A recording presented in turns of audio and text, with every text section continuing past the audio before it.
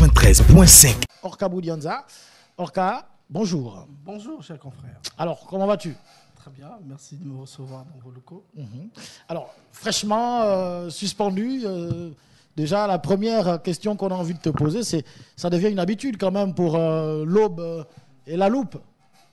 Une habitude malheureuse. Vous prenez l'habitude d'être Oui, suspendu? j'ai envie de dire une habitude malheureuse parce que vous comprenez bien que nous n'aimons pas être suspendus ou sanctionnés par la HAC. Mais il n'y a pas que la HAC, il y a eu le CNC également. Oui, à l'époque. À l'époque. En gros, on a envie de dire qu'on n'aime pas être sanctionné. Hein. Les médias fonctionnent et ont bien envie de se vendre. Se vendre parce que c'est ce qui nous permet de vivre. Malheureusement, le CNC ou la HAC aujourd'hui, à plusieurs reprises, nous sanctionne. Mais alors, qu'est-ce qu'on retient de votre groupe Olumambe? Est-ce que ce sont des journaux d'opposition? Est-ce que ce sont des... Quelle est la position de votre journal? Comment vous vous situez dans l'échiquier médiatique? Alors, nous sommes essentiellement des journaux d'opinion. Ça veut dire que nous n'avons pas une opinion qui va toujours dans le sens de l'opinion du pouvoir.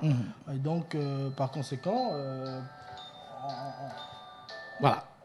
On estime que nous sommes des journaux, pas d'opposition, parce qu'il faut faire la distinction entre les journaux appartenant à l'opposition et les journaux d'opposition. Vous comprenez?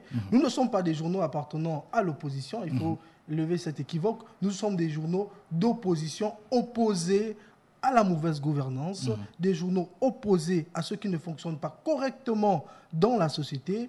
Nous sommes des journaux opposés en gros, au dysfonctionnement, vous comprenez? Et c'est pourquoi nous prenons toujours dans le contenu de nos journaux une position qui est contraire à celle du pouvoir. Non pas parce que nous voulons forcément contredire le pouvoir en place, non, mais parce que nous voulons éclairer les lanternes, éclairer l'opinion sur les décisions qui sont prises par le pouvoir et voir comment ces décisions sont prises, comment elles sont mises en exécution et voir les limites de ces décisions. Voilà. Stieg Larsson disait « Ta mission en tant que journaliste est de remettre en question et d'avoir un regard critique, pas de répéter bêtement des affirmations, même si elles viennent de joueurs placés tout en haut de l'administration. » Vous partagez cette assertion? Je partage cette assertion parce qu'elle résume parfaitement l'idée du journalisme que nous, au groupe Olumambe et d'autres médias ont.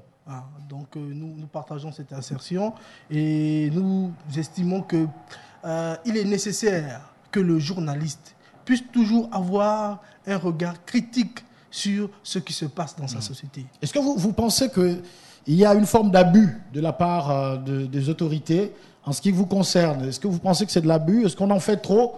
Ou bien vous-même, est-ce que vous sentez qu'à des moments, vous franchissez certaines limites? D'abord, il faut dire quelque chose, parce que je ne voudrais pas mettre dans une situation inconfortable le groupe de presse qui m'emploie, même si j'ai été suspendu à 6 mois. D'accord. Est-ce que vous avez le sentiment que vous en faites trop par moment? Non, on n'a pas ce sentiment, bien au contraire. On a le sentiment que nous ne faisons pas assez au regard de l'état actuel du pays. Vous comprenez? Quand vous regardez, quand vous faites une lecture de ce qui se passe actuellement dans le pays, tant sur le plan social que sur le plan institutionnel, vous vous rendez bien compte que le Gabon est en crise, une crise multiforme. Et à partir de ce moment, le journaliste se pose la question de savoir, est-ce que j'ai fait correctement mon travail? Est-ce que j'ai assez éveillé les consciences? Pourquoi on en arrive là? Parce que le journaliste n'est pas un analyste qui est hors de la société. Il est dans la société. Et ces analyses permettent d'éclairer les opinions. Donc, si on se retrouve dans une situation quasi catastrophique, le journaliste doit aussi se poser la question de savoir, est-ce que j'ai fait correctement mon travail? Est-ce que j'ai fait assez pour que nous n'arrivons pas à cette situation? Vous comprenez? Et donc, nous, on a bien l'impression, non, que nous ne faisons pas assez. Il faut aller encore plus loin. D'accord. Et dans une société, il y a des normes, il y a des règles.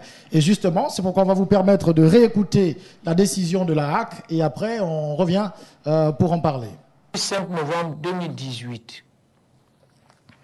En effet, dans la une de son journal L'Aube, il est écrit « Le Gabon en très dangereux pilotage automatique ».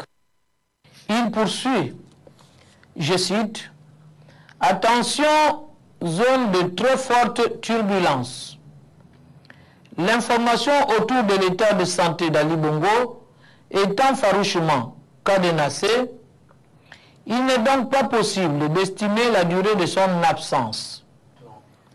Alors, plutôt que de laisser les populations tirer des plans sur la comète et se perdre en conjectures hasardeuses, le Premier ministre Issozen Gondé devait, en toute logique, tirer les conséquences de ce qu'il a lui-même qualifié de non-événement, en faisant constater la vacance du pouvoir dans les conditions prévues par la Constitution et investir Lucie Mboussou dans ses prérogatives républicaines.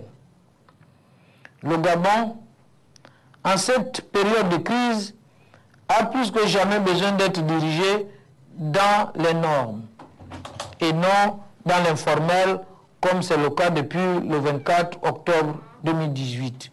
Fin de citation.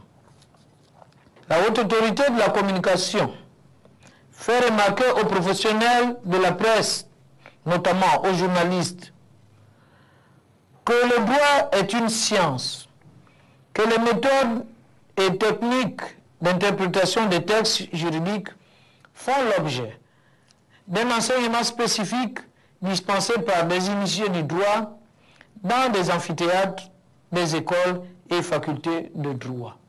Cela n'est point l'apanage de tous de se risquer à tort et à travers dans l'interprétation hasardeuse et plus qu'erronée de l'article 13 de la Constitution de la République gabonaise, comme cela est illustré par l'article incriminé du journal L'Aube.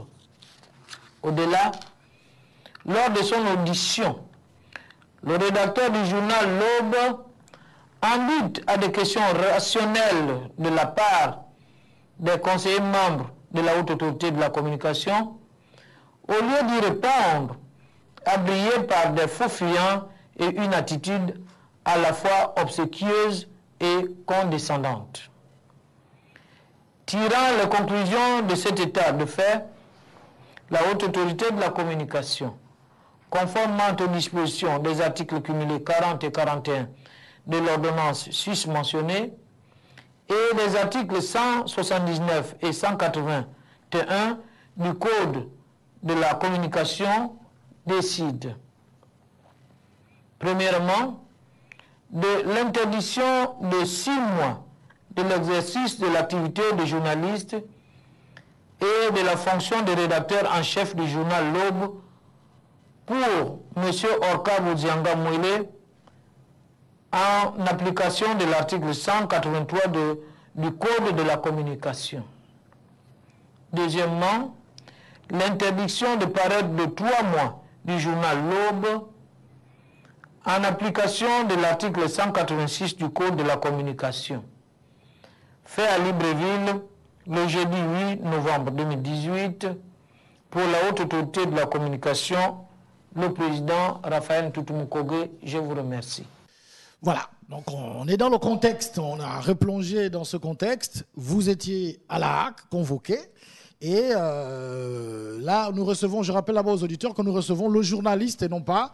voilà, vous ne parlez pas... Voilà, je parle au nom du journaliste, c'est-à-dire M. Moudianza. Moudianza qui parle, voilà, Voilà, ce n'est pas au nom, du journal. Ou le groupe Olumambé. Voilà, donc il ne s'exprime pas au nom du journal L'Aube ou du groupe Olumambé. Voilà. Il parle parce que là, il y a une sanction qui le touche directement, c'est la première. Voilà. Interdiction d'exercer l'activité de journaliste pendant 6 mois au Gabon. Ouais. Voilà.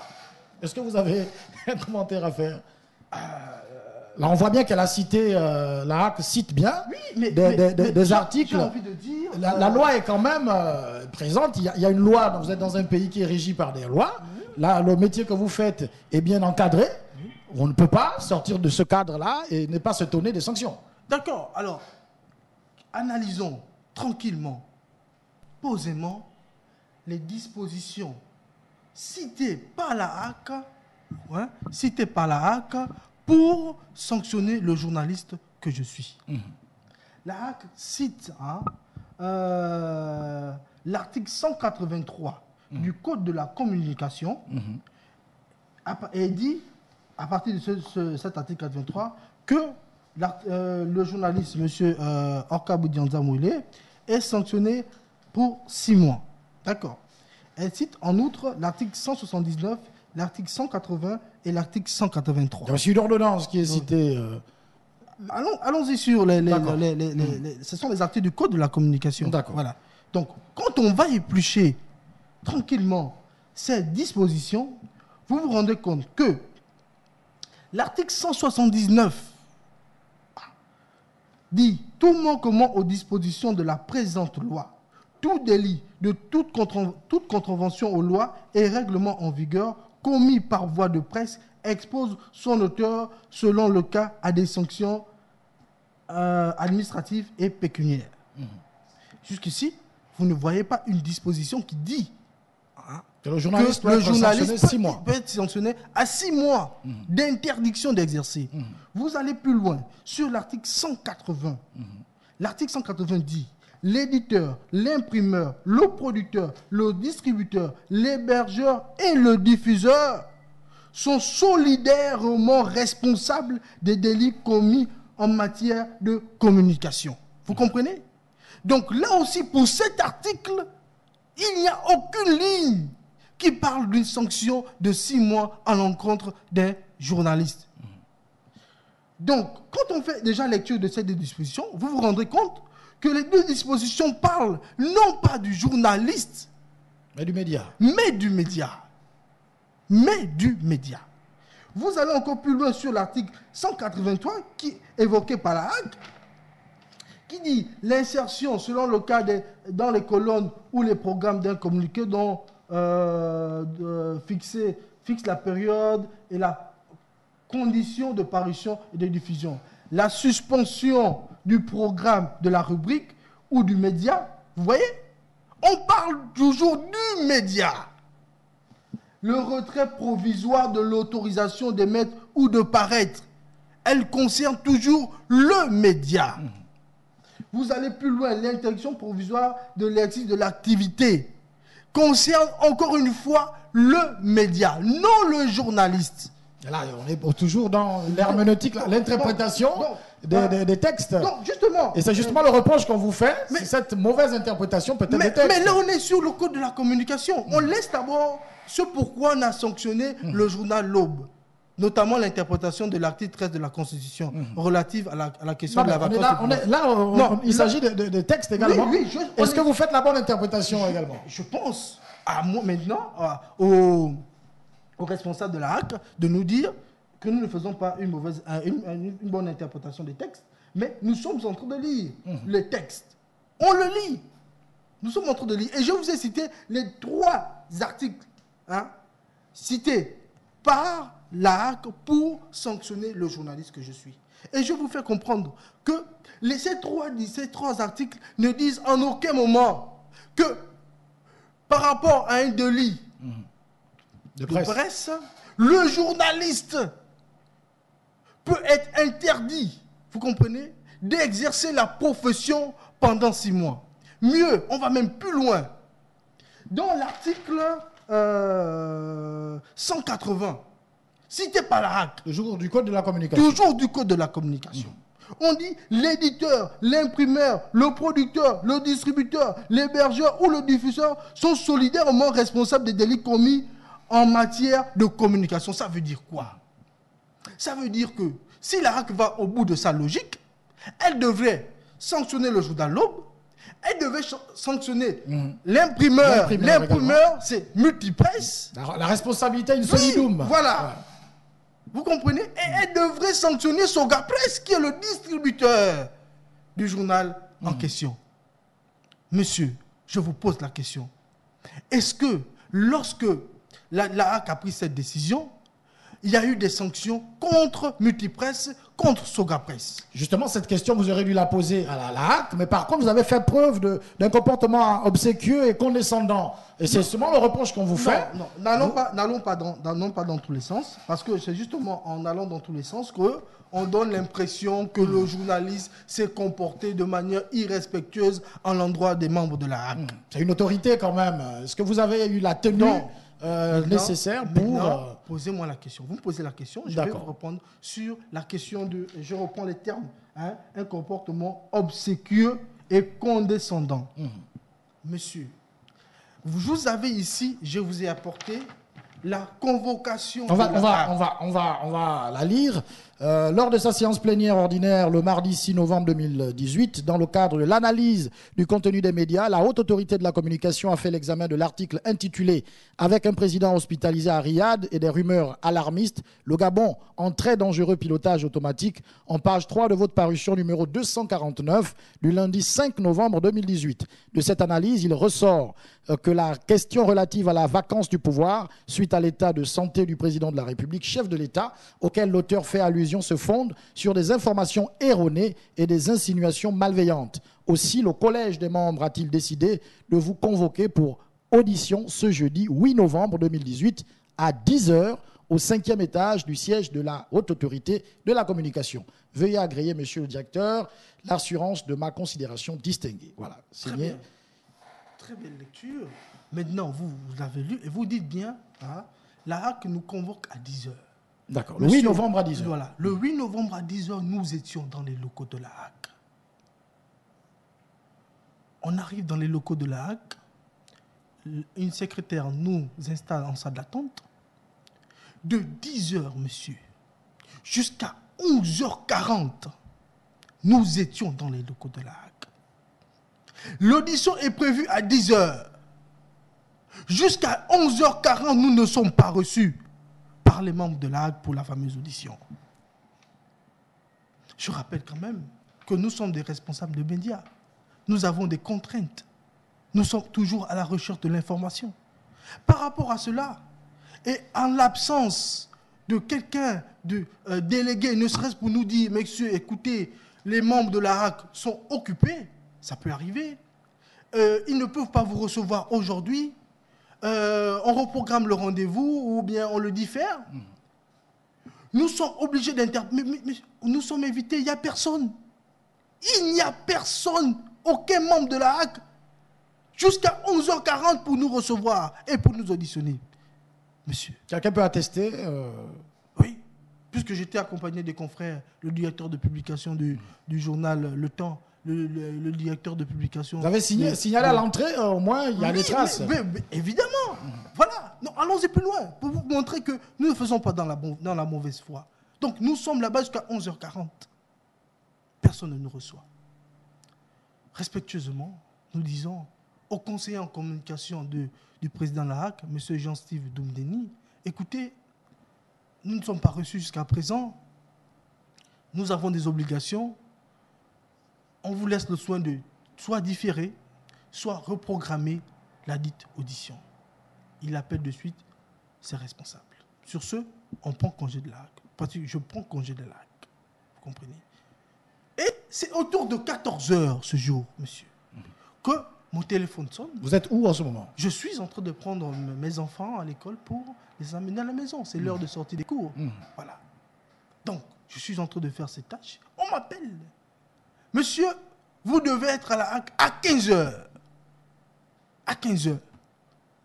Je dis respectueusement au conseiller, mais enfin, on a d'autres obligations. À 15 h. Mais tant qu'à faire, et comme nous sommes respectueux de l'autorité, nous serons là. Et je dis même au conseiller en communication, tout de même, je vais accuser un petit retard entre le moment où je vais déposer les enfants à la maison et le moment où je vais arriver à la HAC. D'ores et déjà, je présente mes excuses pour le retard que je vais accuser, qui n'est pas de mon fait. Mais je présente mes excuses. J'arrive à la HAC autour de 15 h 10, 15 par là. Je suis à nouveau réinstallé en salle d'attente. Par la suite, je suis reçu pour audition.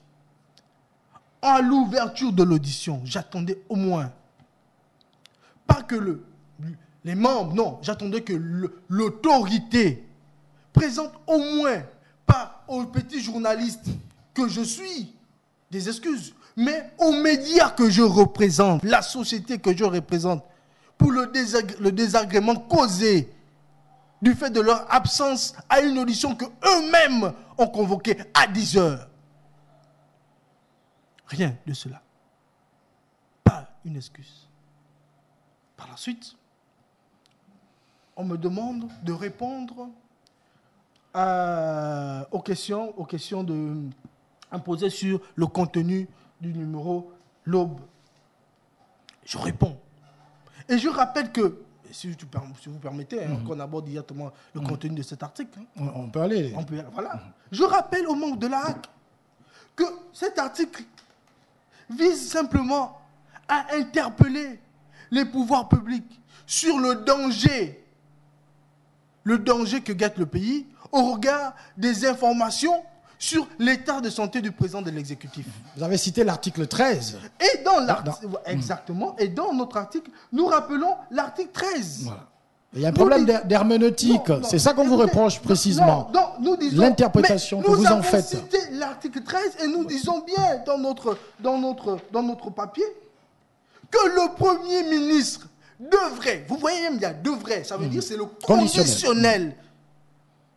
On ne donne pas une injonction au Premier ministre. Nous ne pouvons pas le faire. Nous disons juste que le Premier ministre, au regard de la question de la vacance du pouvoir qui se pose, et je suis heureux que de plus en plus, cette question continue à se poser. Vous comprenez? Nous disons, nous avons cité l'article 13 pour dire qu'en l'absence temporaire ou définitive du chef de l'État, le président du Sénat assure l'intérim. Les membres de l'ARC nous reprochent de n'avoir pas cité l'ensemble de l'article 13. Bon, écoutez, nous sommes dans un article de presse. On ne va pas citer l'ensemble. On a cité un élément de l'article 13. Et nous avons dit que l'article 13 dit ceci, pour éviter au pays, je ne veux pas, de sombrer dans le chaos, il faut que l'on respecte la loi, notamment l'article 13 de la Constitution. Mais le problème, c'est que l'interprétation que vous en faites, c'est comme si nous sommes dans une situation de vacances, alors que la situation ne se présente pas. Non. Est-ce que ce n'est pas cette interprétation qui vous est reprochée Oui, là, évidemment, les membres de la HAC ont dit, ouais, nous ne sommes pas dans une situation de vacances. Je rappelle quand même que le président de la République, et évidemment, vous avez raison, on peut dire que nous ne sommes pas dans une situation de vacances. Mais c'est selon. Mais le journaliste se questionne toujours. Voilà, c'est selon. Parce que le journaliste s'interroge. Je rappelle que les journalistes, depuis le 24, disent que le président de la République est victime d'un AVC. Et que la présidence de la République nous dit que le président de la République est victime d'une fatigue sévère. Quand avant même elle était légère. Après on nous parle aujourd'hui de malaise, ensuite de saignement. Vous voyez que au regard même de la cacophonie qui existe dans la communication présidentielle, le journaliste s'interroge. Et le journaliste ne fait pas ses analyses à vase clos. Le journaliste interroge ses sources. En journaliste, la meilleure source, ce sont les confrères. Parce qu'on estime que le confrère a mené un certain nombre d'investigations qui permet à un autre média de reprendre l'information. L'information officielle n'est pas nécessairement vraie. Voilà. Très bien. Merci. Et chaque jour qui passe, autant pour moi, nous démontre que l'information officielle donnée par la présidente de la République sur la question de la santé d'Ali Bongo n'est pas vraie. N'ayons pas peur des mots. L'information n'est pas vraie depuis le 24. Parce qu'on est passé d'une fatigue légère à sévère, à saignement, à malaise. Alors c'est une interprétation que vous en faites. Nous, au regard de tout cela, l'on rappelle Parce qu'il faut rappeler à la société, aux gens, que le journaliste est d'abord aussi le vigile. Il est là, il joue un rôle pour dire attention, dans cette situation, voici ce que dit la loi. Alors, quand on dit vous interprétez mal la loi, comment vous appréciez cela? Mais nous étions dans un dialogue, je vais prendre, j'ai envie de dire un dialogue de sourds. Parce que le droit est une science qui fait l'objet d'une étude dans des universités.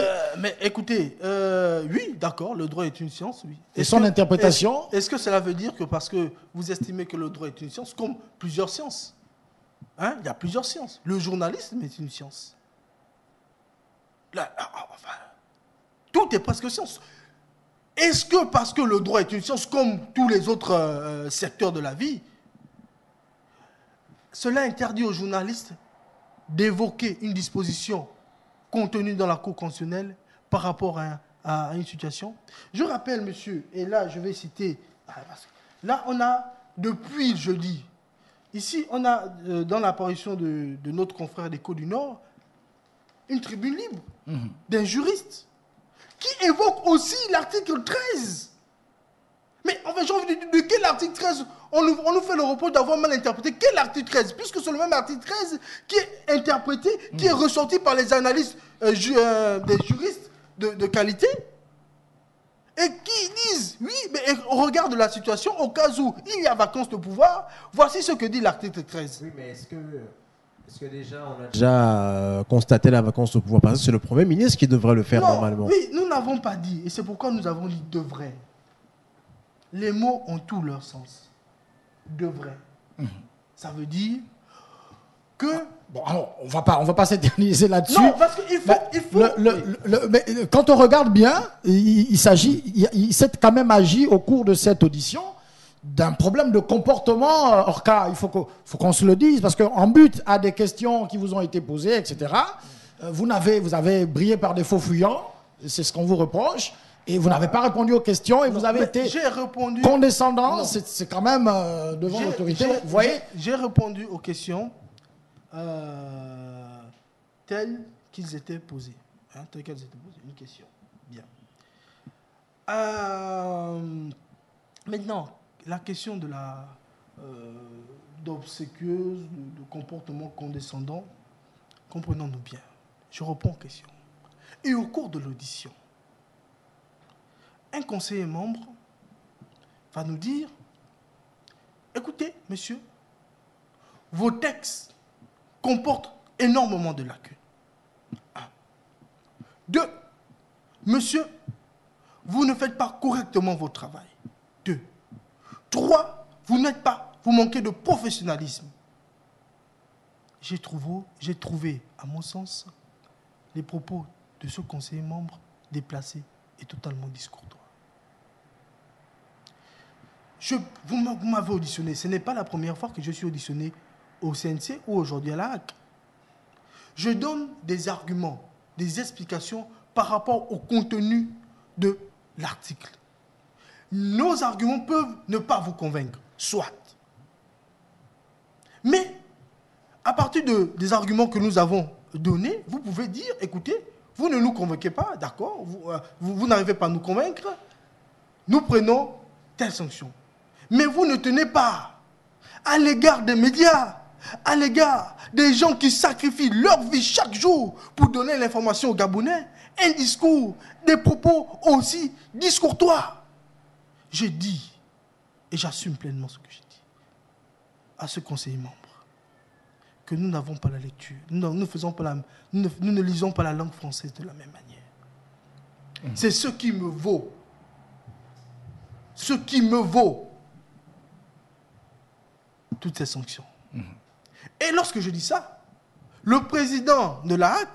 Ce qui a laissé penser à la condescendance. Voilà, le président de la HAC va me demander, va me sommer de présenter les excuses au conseiller membre. Je veux dire très respectueusement au président de la HAC que je ne peux présenter mes excuses au conseiller membre à partir du moment où le même conseiller membre s'est permis d'avoir ce discours discourtois à notre égard. D'accord. Sur ce, non, il faut aller au bout. Alors, je vais autoriser à ouvrir je vais déjà ouvrir le téléphone. Il faut aller au bout. Parce que le devoir de vérité. D'accord. Voilà, comment qu'il faut dire. Je rappelle que le téléphone au numéro ouvert, c'est le 06 21 91 16. Sur ce, le président de la HAC va me sommer de sortir des locaux de son administration. Sur ce, je ne dis plus rien. Je range mes affaires. Je les range dans mon sac, je retire ma chaise, je sors des locaux de la HAC. À 20h, la sanction tombe, je suis suspendu pour 6 mois. Je suis interdit d'exercer. Donc vous ne pouvez pas travailler. Je ne peux pas travailler 6 mois. Pendant 6 mois. Je ne peux pas travailler. En dépit du fait que cette sanction ne s'appuie sur aucun article, selon vous. Ne s'appuie sur aucun article. Là, on a lu les articles cités par la HAC. On a décortiqué les articles cités par la HAC. D'accord. On a un auditeur qui est au bout du fil. Allô? Oui, bonjour, monsieur Patrick. Bonjour, monsieur Cyprien. Bonjour, monsieur Diol. Bonjour. Bonjour, monsieur Bounianza. Bonjour, monsieur. Oui, du courage encore pour la situation qui vous arrive. Soyez fort, hein, ne baissez pas les bras. Merci. Vous m'avez vraiment tiré les verres du nez. Moi, ma question était sur l'interprétation du code de la communication, notamment de l'article 180. Parce que vous aviez cité, si j'ai bien compris, que l'imprimeur, l'éditeur et le distributeur étaient solidairement responsables en ce moment s'il y a sanction donc de l'article qui est décrié. Tout à fait. Bon, moi je comprends pas pourquoi ce que Multipresse et Sogapresse ne sont pas sanctionnés. Et idem à vous, puisque ce sont eux, non seulement les éditeurs, les imprimeurs et les distributeurs. Alors, et ma seconde question est celle de savoir, existe-t-il de voie de recours pour contester la décision qui a déjà été donnée ou elle est unanime et vous devez forcément passer la sanction? C'est là mes questions. Et répondez-moi, je vous suis à l'écoute. Merci. C'est M. Kepambina. Merci. Monsieur Kepambina. Voilà, merci.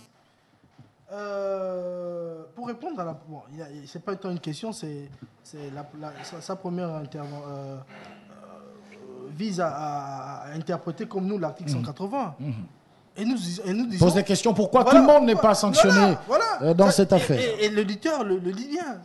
L'auditeur le dit. Si la HAC doit aller au bout de sa logique, vous sanctionnez le journaliste et le média. Très bien. Vous soulevez l'article 180 du Code de la communication qui parle de la solidarité, hein, la solidarité entre le journaliste, le média, l'imprimeur, l'hébergeur, le diffuseur et le distributeur. La responsabilité in solidum. Bien, pour reprendre votre terme. À partir de ce moment, nous posons depuis la question de savoir pourquoi Multipresse, qui est notre imprimeur, n'est pas sanctionné? Pourquoi Sogapresse, qui est notre distributeur, n'est pas sanctionné? Conformément à l'article... Conformément à l'article 180, soulevé, cité par la HAC. J'attends aussi. Et là, j'attends une réponse peut-être des membres de la HAC qui peut-être vont nous dire... qui peut-être vont peut-être à nouveau nous dire que nous interprétons mal les textes. Pourtant, les textes sont clairs. On les cite ici et même l'auditeur a compris qu'il y a un problème dans l'application des dispositions du Code de la communication par la HAC. Maintenant, sur... Est-ce qu'il y a la possibilité de faire appel de la décision de la haute autorité de la communication? Je pense que vous pouvez introduire auprès de la HAC un recours pour demander que cette décision soit annulée. Et si ce n'est pas le cas, vous pouvez saisir le Conseil d'État. Bien. Est-ce que je vais le faire? C'est la question. Je dis non, je ne vais pas le faire. Je ne vais pas le faire. Donc vous acceptez la décision, je ne vais pas le faire. 6 mois sans exercice. Je ne vais pas introduire de recours auprès de la HAC. Je ne vais pas le faire. Parce que j'estime que, premièrement, je n'ai pas eu une attitude irrespectueuse à l'égard des membres de la HAC. Bien au contraire. Je respecte l'autorité. Je respecte les membres de la HAC. Pour preuve, en dépit du fait que j'ai été convoqué à 10h et à nouveau convoqué à 14h, 15h, j'ai toujours répondu aux convocations de la HAC. Je rappelle qu'en dépit du fait que l'on m'ait fait attendre pendant plus de 1h40 minutes à la HAC. Il y a un auditeur. Allô? Bon. Allô? Diminuez le volume de votre radio. Allô? Allô? Allô? Diminuez le volume de votre radio. Oui, c'est fait. Allez-y, on vous écoute. Oui.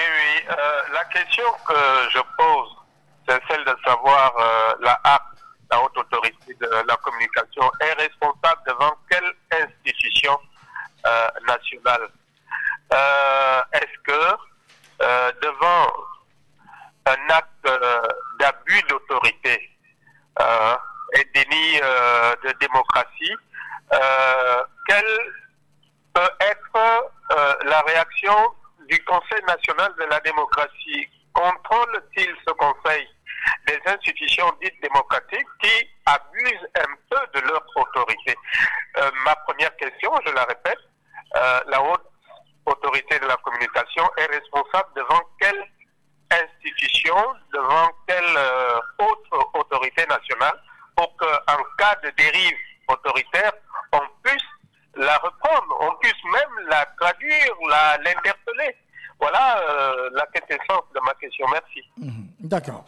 06 21 91 16, c'est toujours la tribune. Et on espère qu'il y aura peut-être la réaction de peut-être d'un conseiller membre, on ne sait pas. Mais bon, 06 21 91 16, le téléphone reste ouvert.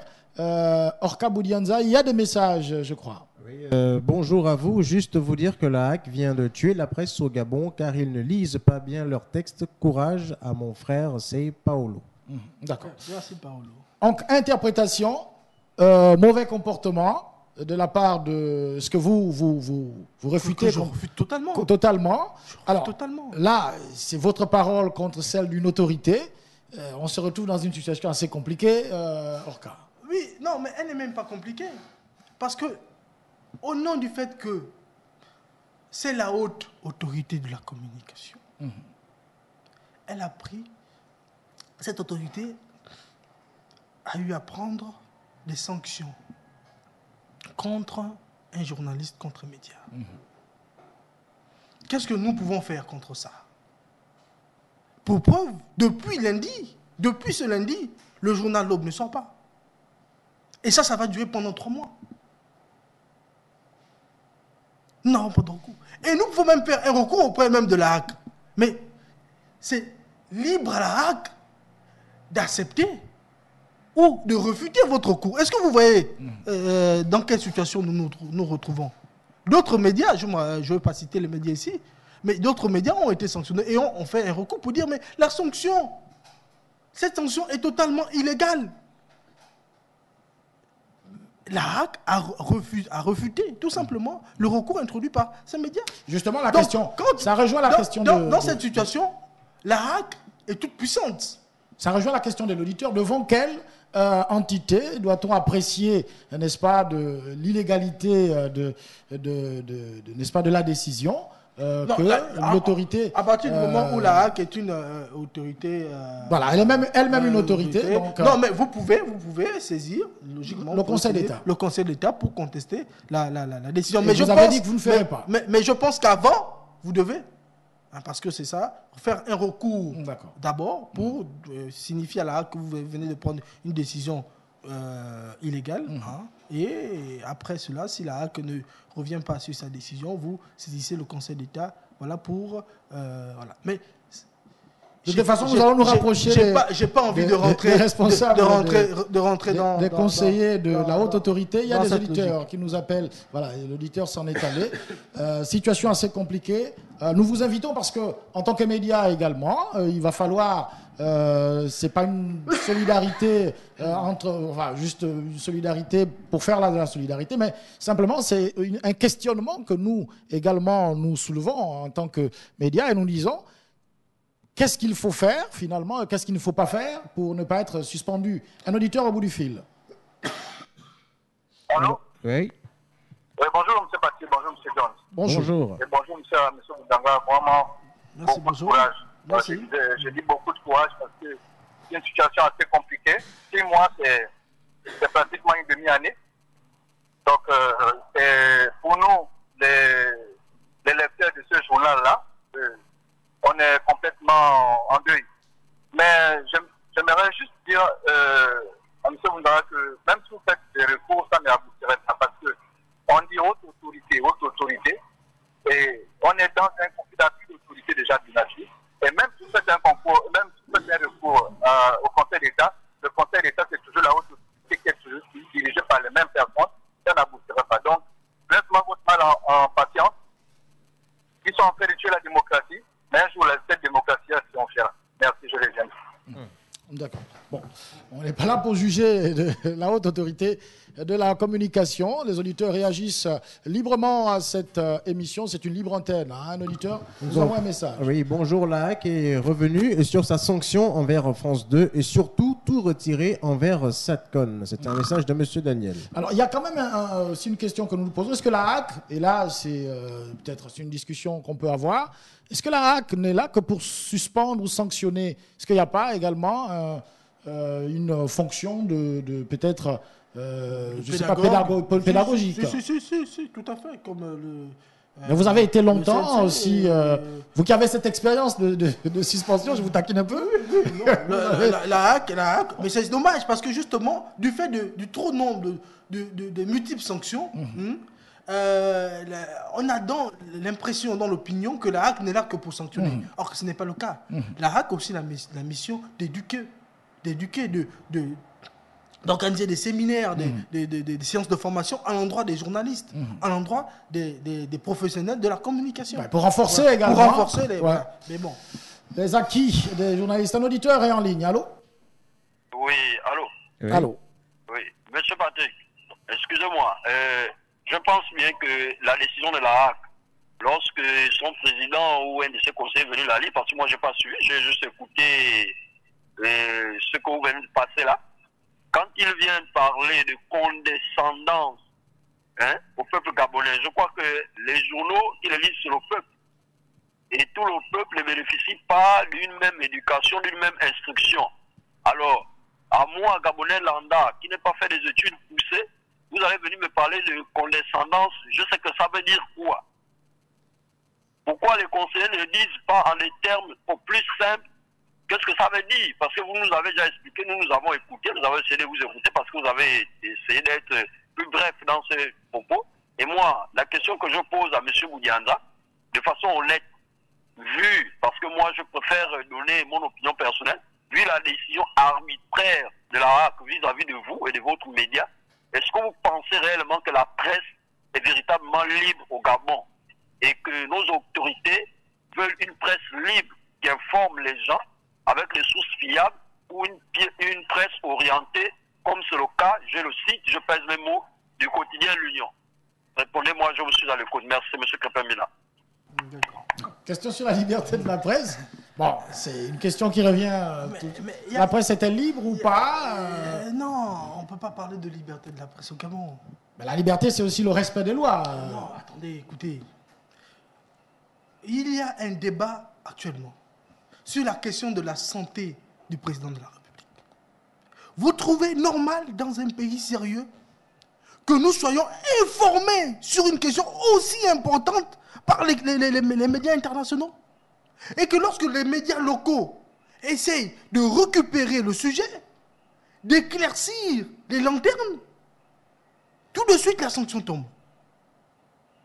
Mais j'ai envie de dire, pourquoi on n'a pas sanctionné le Reuters, puisque la HAC estime que l'on ne doit pas aborder la question de la vacance du pouvoir dans ce pays? C'est parce qu'elle a dit. Mais écoutez, c'est sur la question de la vacance de pouvoir. Oui, mais oui. Non, la HAC ne dit pas il ne faut pas aborder la question. Mais c'est notre interprétation à nous. C'est notre interprétation à nous. C'est la question de la vacance du pouvoir. Et d'ailleurs, le conseiller même a lu l'accroche de une ici. Alors, nous disons, qu'on nous dise que désormais dans ce pays, les médias doivent aborder certains sujets et qu'il y a dans le pays des sujets tabous que nous ne devons pas aborder. Quitte à ce que, parce que tout au long de la lecture de mon mémoire de défense devant les conseillers membres, j'ai rappelé quand même que, mais cette question est abordée depuis plusieurs jours par les médias internationaux. Il faut me rappeler que l'idée du décès du chef de l'État avait été lancée par une journaliste américaine. Une journaliste américaine. Voilà. Et même une journaliste d'un média camerounais. Qui avait repris par Vision 4, qui a été suspendu. Et également par la haute autorité. Voilà, d'accord. Mais vous comprenez quand même que, en l'absence, dans une situation comme celle-là, d'une véritable information, vous avez c'est la porte ouverte à toutes les informations, et à partir de ce moment, vous avez du mal à canaliser. Et c'est ce qui se passe actuellement sur cette question. C'est ça, c'est tout simplement ça. Puisque depuis, on fait bien la démonstration que la communication officielle sur la question de la santé de M. Ali Bongo est totalement incohérente. Chaque jour, on part d'incohérence en incohérence. Et que l'on dit, bon, écoutez, si jamais il est véritablement prouvé, constaté la vacance de pouvoir, mais voici les dispositions de la loi qui encadrent cette situation. Et moi, je rappelle quand même qu'il y a quelques jours, les dignitaires de la République, des gens qui ont servi ce pays, ont fait une communication. Et ont rappelé dans leur communication... Le Conseil consultatif des sages. Voilà. On rappelait non, pas les sages du PDG, mais les dignitaires de la République. Ah d'accord, les dignitaires. Oui, tout à fait. Voilà. Donc ils ont rappelé dans leur conférence de presse, lors de cette conférence, que cette question, à plusieurs reprises, au moins à 2 reprises dans le pays, cette situation s'est posée. Lors du décès du premier président Léon Mba, et lors du décès du président Omar Bongo. Et que dans les 2 situations, on a toujours respecté la Constitution pour que le pays puisse continuer et pour que le pays ne sombre pas dans le chaos. Bon, maintenant, monsieur, c'est ce que le journal L'Aube, sanctionné aujourd'hui, n'a fait que rappeler en disant « Le Gabon en très dangereux pilotage automatique ». Voici le titre. Le président continue d'exercer ses fonctions. On a au moins dans la communication la 2e intervention, n'est-ce pas, du porte-parole de la présidence de la République. Même lorsque le porte-parole du président de la République dit « le président continue d'exercer ses fonctions », ça veut dire que de manière implicite, il est en train de dire qu'il y avait déjà dans l'opinion la question de l'exercice ou pas de ses fonctions. Vous comprenez? Et pire encore, lorsque le porte-parole de la présidence de la République fait cette sortie récemment, mais vous avez vu aussitôt la reprise faite par les médias internationaux qui disait, je cite, « La présidence de la République reconnaît la gravité de la santé du président de la République. » Messieurs, vous voyez vous-même qu'on ne pouvait pas, donc, nous, médias d'opinion, se contenter de la version officielle donnée par le porte-parole de la présidence de la République pour rédiger un article sérieux. On ne pouvait pas se contenter de cette communication. Simplement. Il y a un auditeur qui est au bout du fil. Allô? Peut-être le dernier auditeur avant qu'on ne libère Orca. Allô? Ah, c'est le Gabonais de Mukongo. Monsieur le Gabonais de Mukongo, on vous écoute. D'accord, bon, mais bonjour aussi à vous et à l'invité. Merci, bonjour. Bon, moi, je comprends un peu que au Gabon, quand vous êtes journaliste, c'est-à-dire quelqu'un qui essaie de chercher la vérité et s'exprimer, sans écrire oye oye, alors là, il y a des difficultés. Mais quand vous êtes un journaliste qui parle pour le pouvoir et qui dit des choses vraiment à l'encontre, des bonnes choses à l'encontre du pouvoir, là, vous bénéficiez de certains avantages et tout le reste. Bon, moi, c'est du courage à ce jeune journaliste. Merci. Et qui ne doit pas se décourager, parce que de toutes les façons, la démocratie, c'est des choses qui la démocratie forcément viendra petit à petit au Gabon, par vos efforts déjà. Et voilà, et vous, l'invité, et vous, parti qui essaie de nous faire appeler ici et de faire partager un peu ce que nous on a dans le cœur. Donc, c'est un peu ça. Voilà pourquoi on a traité l'autre jour un journaliste de journaleux, parce que simplement, même quand vous invitez les gens, on vous invite à la télé, quand vous écoutez des questions et tout, vous sentez que bon, là, il y a quand même un problème. Donc, moi, c'est un peu simplement du courage. Merci. Aux jeunes journalistes, et puis merci aussi pour vous, Patrick Chaffrey et M. John. Voilà. Donc on va peut-être un dernier mot. On va vous libérer. Vous avez autre chose à faire parce que 6 mois sans exercer, vous allez peut-être trouver autre chose à faire en tout temps. Non, on va faire autre chose. Mais déjà, je tiens à vous remercier. Merci pour cette invitation. Parce que dans un contexte comme celui-là, il est bien que les journalistes puissent poser sur la table les véritables débats, les débats de l'heure, les débats qui concernent l'avenir du pays, pas des individus. Parce que les individus dans un pays, ils passent. Nous allons passer et nous devons nous interroger sur ce que nous donnons comme héritage à nos enfants, ce que nous léguons. Et dans cette situation, il est important de rappeler aux politiques que dans pareille situation, il ne faut pas aller dans tous les sens. Nous avons ce devoir de dire, attention, si nous empruntons ce chemin, c'est droit vers le mur. Et je rappelle que depuis 2009, la presse libre, la presse d'opinion, la presse dite d'opposition interpelle le peuple gabonais, interpelle les hommes politiques pour dire attention, la voie que nous empruntons est une voie sans issue. Les résultats sont là.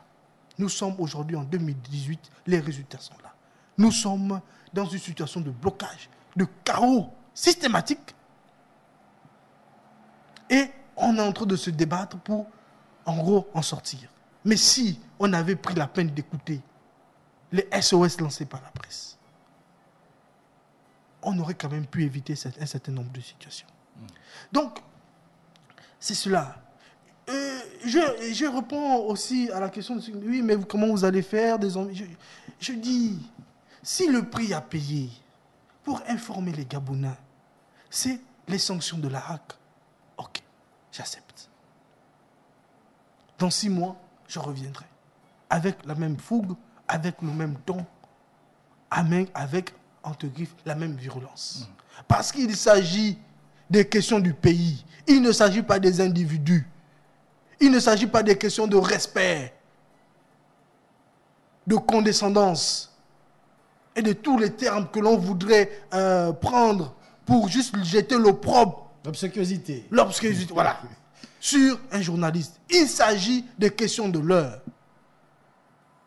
Des questions qui concernent le pays. Voilà, tout simplement. Donc, vraiment, je vous remercie. Pour 6 mois sans exercer, c'est 6 mois sans salaire. Vous n'allez pas devenir pauvre pour autant. Écoutez, mais quand on sanctionne un journaliste et on prive ce journaliste de salaire, ça veut dire que vous vouez un professionnel, un confrère, à quoi, la mendicité, à la pauvreté, à la misère. C'est tout simplement désolant. Allez, on vous souhaite le meilleur. Orka Boudianza, merci d'avoir accepté notre invitation. On avait besoin de tous ces éclaircissements. Je rappelle que la haute autorité également, si elle a senti dans vos interventions des propos qu'elle estime ne pas être tout à fait corrects, peut toutefois réagir via la même émission. Voilà, nous sommes ouverts à tout le monde. Merci beaucoup, Orka Boudianza. On va vous raccompagner avec cette petite pause et nous allons reprendre l'émission avec nos auditeurs. 93.5